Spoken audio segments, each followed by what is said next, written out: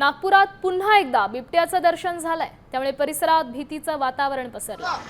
कापसी महालगाव भागात बिबट्या फिरत असल्यामुळे नागरिकांनी बिबट्या फिरत असल्याची माहिती आता समोर आली आणि त्यानंतर वन विभागाने तातडीने गस्त वाढवून शोध मोहीम सुरू केली। पारडी परिसरातील पॉवर स्टेशनकडेही पथकांनी तपासणी केली आहे, मात्र अद्याप बिबट्याचे ठोस पुरावे किंवा ठसे वन विभागाला मिळालेले नाही। तरीही परिसरात सावधानता बाळगण्याचं आवाहन करण्यात आले। वन विभागाचे अधिकारी आणि पथक सतत हालचालींवर लक्ष ठेवतात।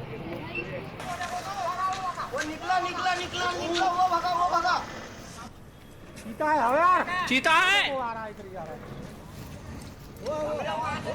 अरे चीता है।